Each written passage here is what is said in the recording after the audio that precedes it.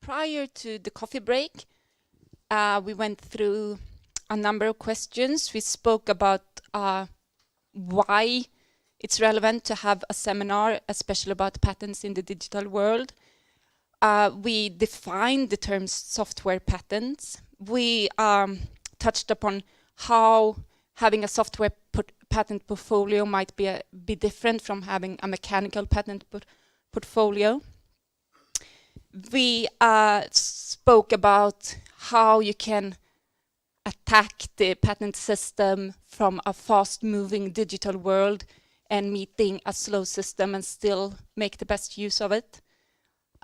We spoke about how to act when you have slimmer resources, which is almost always the case in the beginning. And we said that there is budget ways. Of course, it's always better to do more, but it doesn't have to be bad to limit it down. At least you have something.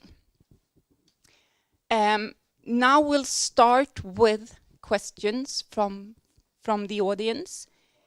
And if there aren't as many, we will go back and discuss whether there are success stories with small digital companies investing in patents in an early stage.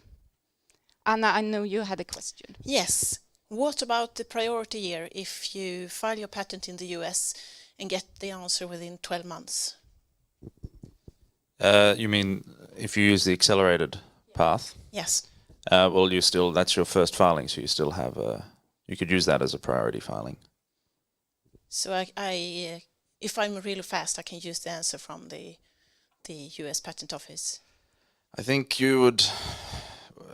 You might have an answer from the patent office after, say, 9 months, and so you could use that to inform your decision. But because the patent's granted in the US doesn't mean it's going to be granted in Europe or South Korea, for example. I mean, it's a strong indication, but each country judges on their own rules and system. So there are many patents that are granted in the US that aren't granted in Europe, for example.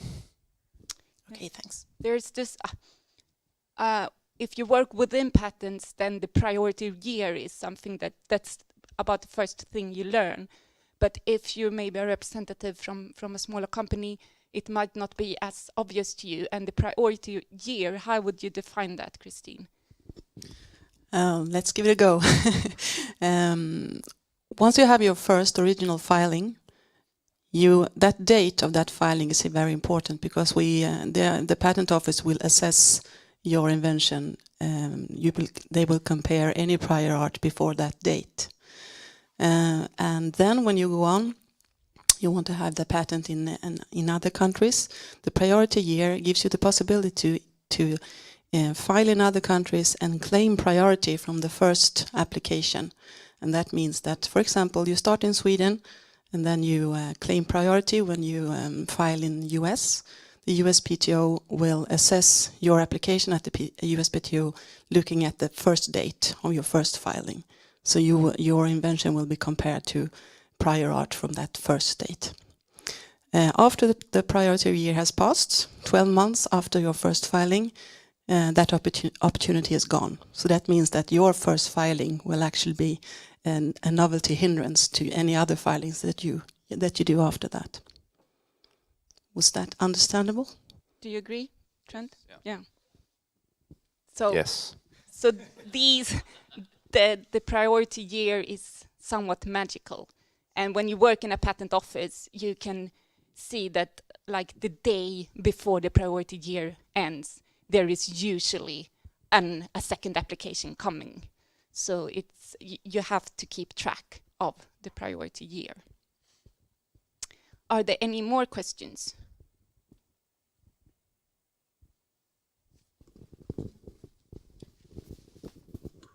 Thank you. You touched briefly on using previous patent information. And Trent spoke first about the system of the patent is to share technology. So can you actually in the software industry use patent information to move forward, to benefit from technology? Or is the fact that a patent application is secret for 18 months, is that 18 months too long for the software industry? Or can you still actually use other people's work to move ahead? Per, Trent? You're correct, and maybe we should say that to everyone who's online here, that patent applications don't become public until 18 months have lapsed. So you don't know anything about these applications for the first 18 months. So what you don't know of course, you can't really use. I think that's the answer. But thereafter, you can build on that application, for example, and try to improve on it. And that's the whole idea with the patent system in the first place, from a society's viewpoint, is that you, as an inventor, when you do file your patent applications, you actually tell the world how you did your invention, so that other companies and other people can build on that, and improve the technology. And in return, you get your monopoly. That's the whole idea. So absolutely, you can see, that this company, solved the problem this way, but actually there's a much cleverer way to do it. It's a smarter way of doing it. I'm going to do it slightly differently, and you just tweak it a little bit. So I encourage everyone to do that, because I think now that's how we actually do improve, on technology. But for the first 18 months, as you said, it's secret, so you don't know what's happening. And if you do have a very, very fast-moving industry like the software industry and, for example, gaming and so forth, those 18 months might be quite long for you, actually. That's true. But you should also recognize that there are different parts of your product, and some of the parts is usually building on technology that is older than 18 months. Oh, yeah, absolutely. I agree with that. Yeah. Not every, I mean, we tend to exaggerate sometimes, the speed of this industry, because some of these things, are used longer than you actually anticipated, and you build on things that were maybe developed 2-3 years ago. So all type of information is important. And the concept tend to be the same.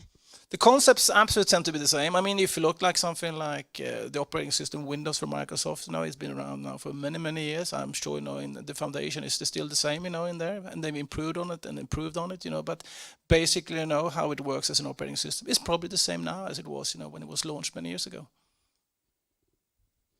And I think this is something that concerns this entire seminar, that the pace of the digital industry is very fast, but I mean all the technique is not replaced within 18 months.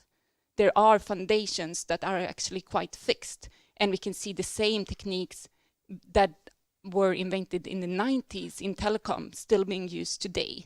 And as Per has touched upon many times, you never know.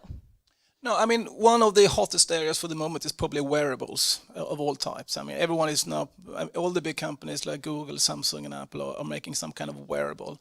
And with that, you mean something, which is sort of tied to your body and which measures whatever you do, how you sleep, how you move and so forth. But the way, that information is transmitted to other equipment, that's basically been doing the same thing for the last 20 years or 30 years. So a lot of these technologies do tend to stay on, for a longer time. It's just all of a sudden it's moved into some kind of device, that you attach to your body. That's it. That's the difference. And plus a little bit more. And we also discussed before this seminar that sometimes the subject for patents is not the product the consumer sees.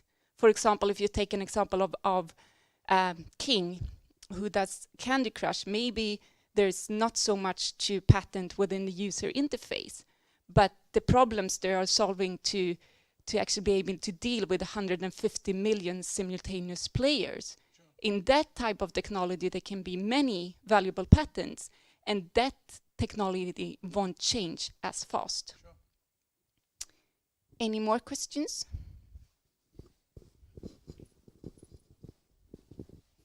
Yes, I have a question that sort of derives off of that topic that you just mentioned in, for instance, companies such as King or companies such as Narrative, where I work, where we do like wearable consumer-oriented products. From what I understand from a lot of companies, we see issues where we feel like what we do, what our consumers and our users see is not very innovative maybe in itself, but there's might be something on the backside.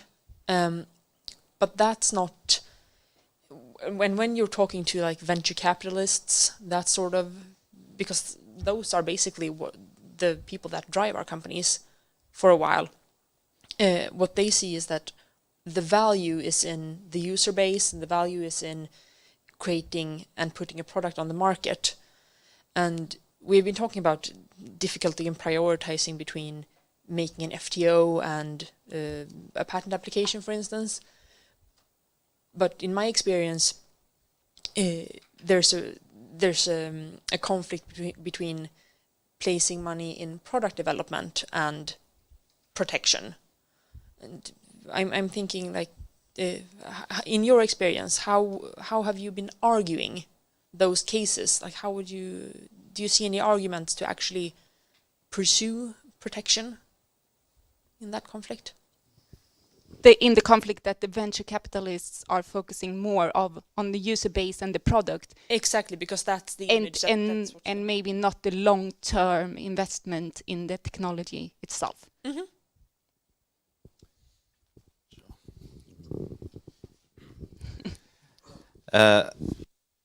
Difficult question. So in Narrative's case, if you say the VCs are not interested in you pursuing patents on the back end, I mean, a patent on the back end of your technology would prevent competing companies from being able to perform as well or as efficiently or as good power consumption or image analysis, etc. So, I mean, I would put it to the VCs as the reason you're pursuing a patent is to protect yourself from direct competitors. It's not to land grab so you can sue Google in the future. It's more so that you are going to be the first legitimate player in the market. Whereas there might be crowdfunded smaller companies that come out with a solution quickly, but you will have the patents behind you that you can prevent others from coming out. And if you fail, then you can license the patents to whoever didn't fail. That's how I'd put it, I guess. Yeah, I mean, the investors we have worked with they've been quite mature investors, and they don't only see it from a freedom to operate perspective, but they also quite see it as an investment in the company, that you own your technology. So I guess it slightly depends on the VCs, their background, but it's a maturity thing, I would say. But it's of course, you know, what VCs want to make sure is that they can eventually sell the company, hopefully with a big 5 to 10 times gain, you know, sometimes in the future. And they want to make sure, you know, that all the risks are being taken care of. But it's also a way of creating value in the company to have your applications. So I think you need to convince them about that. I mean, today it's virtually the only way of adding property. I mean, yeah, and I mean, if you look at the balance sheet of a startup today, there is nothing in there which is material, you know, it's all immaterial. So it's knowledge, it's all these kind of things, you know, and IPR, patents, trademarks, trade secrets. I mean, I've worked with lots of different jobs in industry, so I'm not saying, you know, the patent is the route to success for everything. I mean, it would be stupid to say, you know, that every company who has a lot of patents is successful. On the contrary, it's probably not. There's no correlation, clearly correlation there. But it's a business tool, just like many other business tools. I mean, first to market is very, very good business tool if you want to be best.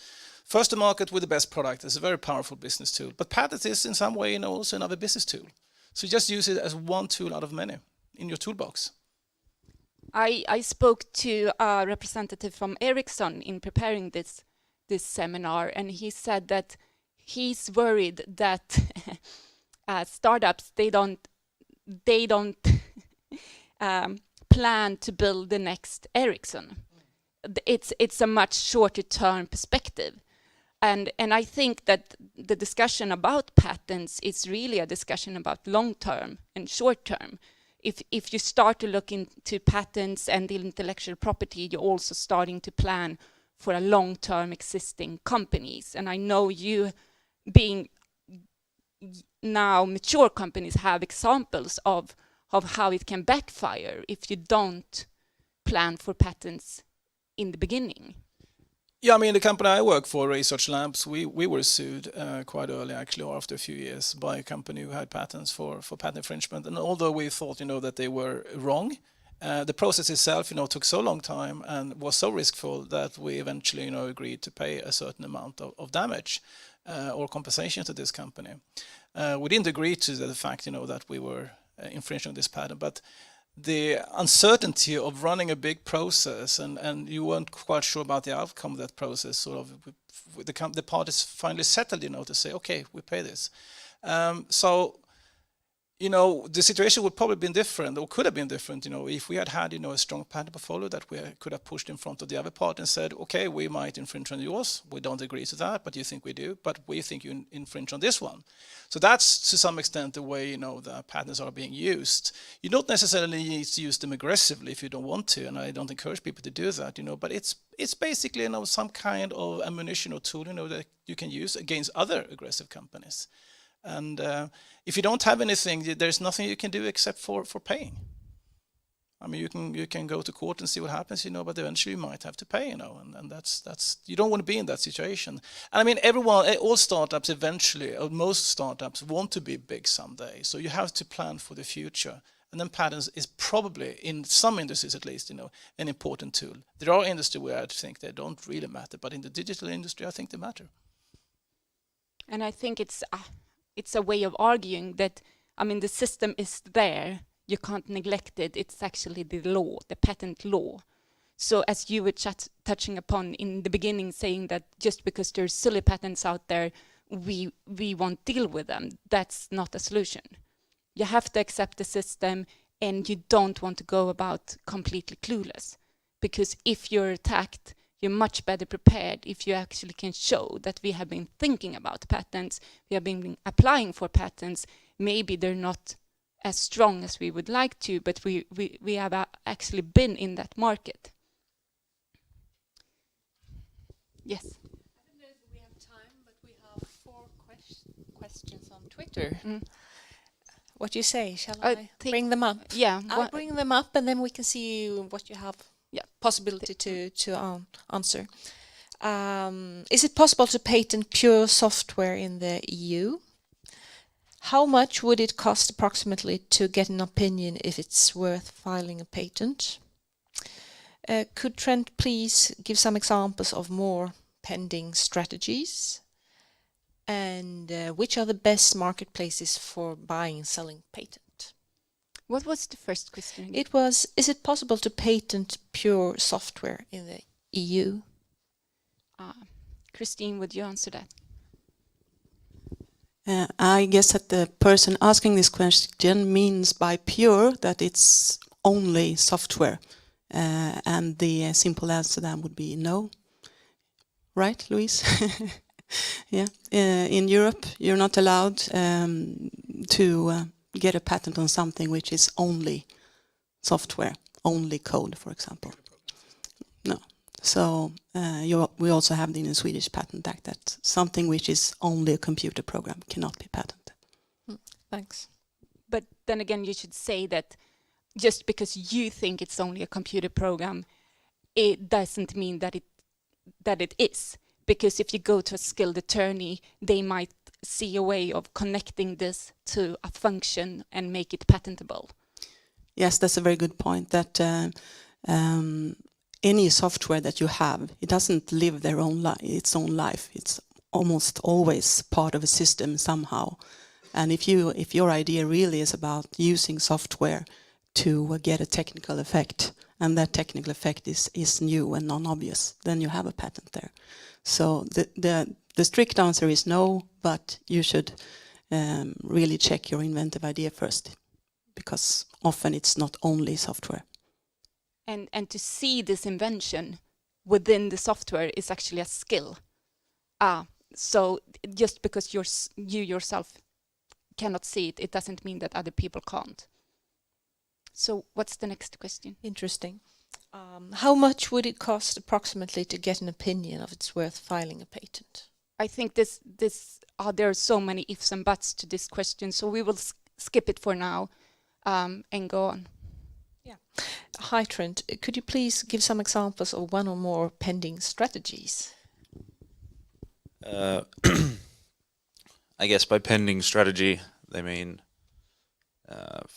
filing for pending applications. So strategies. Well, you can file provisionals, like I said, in the US.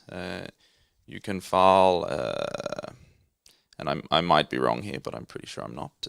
In the UK, they don't have provisionals, but they have a complete application that you can withdraw if you don't like it. And the filing fees there are quite cheap, and the attorneys are quite cheap, so you can go there, and if you don't like the response you get, you can withdraw it. It'll never become published.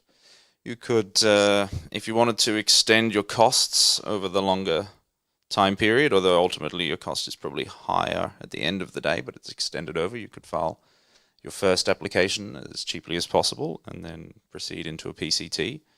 And that will give you a longer time to decide which countries you want to enter, but ultimately you pay a higher cost. You could just, a lot of people consider that they have to use the priority year, but you don't have to use it. You could say, I'm just going to go US and Europe, and I'm going to lock up most of my market. And if a competitor wants to compete with me, it's going to have to be in markets that I'm not so interested in. You can just go straight in on the same day with the same patent with some changes. European attorney will bring it to European standards, and the US attorney would bring it to US standard. But you could just file that same day and ignore the fact that you have a priority year. You can use the continuation system in the US for filing new filings out of your original filing, as long as you have the subject matter in your original filing. The US also has continuation in part, so you can file a new application off an old application and add new material in. I think the European system for filing divisionals is much stricter, so you really have to have it in the claims to begin with, I think, but I'm not a European attorney, so I don't want to put words into anyone's mouth, but off the top of my head, I guess. And by pending strategies, you mean before you actually get the final answer, then your patent is pending, or? Yeah, I mean, people use pending to mean that the patent's filed and not granted. And sometimes that can actually be stronger than the patent itself. Yeah. If you're a big company, for example, you can say that we have a patent pending on this subject, and no one can really check what the patent's about. Well, they can get a feel for what it might end up. They can look at the file history and see if it's been examined, etc. But a pending application doesn't have the finite, well-defined protection that an issued patent has. Pending strategies, really all strategies are pending strategies. Once your patent's issued, you have two strategies. You keep paying to keep it issued, or you stop paying, or you sell it. And the last question was? Yes, the last question was about what are the best marketplace for patent, would you say? To buy patent. Selling and buying patents. Well, there isn't really a burst like the stock market still, that you can go to, although there are some companies and organizations that organize auctions and patent sales. I think the first and the most famous one was probably the Ocean Tome in the US. I'm sure that if you Google, on patent markets or selling and buying patents, a few of these will pop up, you can see. And they will probably list, what they have for sale for the moment. I think most transactions, they are sort of bilateral in the respect, that the buyer and seller find each other, and they make a transaction, and sometimes there is someone in between there, some kind of agency, to help out on transactions. So that is not really then on the open market. But so I would say Google for it. And also, if you know that there's a specific thing you're interested in, a specific technology, look out who is owning most of the patents. And if they're not really a competitor to you, then you might be able to contact them and say, no, we would like, maybe to acquire some of these patents. Are they for sale? A lot of these companies might not use them, and they'd be willing to sell them. I don't think you want to go to your worst competitor and ask him to buy the patent, because they would sort of raise their eyebrows and see, if you're infringing on them. But see, in your technology area, who are the big patent holders? And some of them are selling. One company which is selling a lot of patents is, for example, IBM, and they have been very active in technology development over the last, 25, 30 years, and they're selling off a lot of their patents. So there are sellers and there are buyers. And there's also the option of licensing. Oh yeah, you can also license stuff. If you need access to technology, and you can license something. And a lot of people want to earn money, from the investment. So a lot of people are quite happy to license if they don't use them in that market, for example. because if you're sitting on a patent, it also has some costs. You pay an annual fee for that patent. And if someone says, I want to, get a license or buy the patent for, and you're turning that cost into revenue, most companies would be interested in that. We will take one more question, if there's.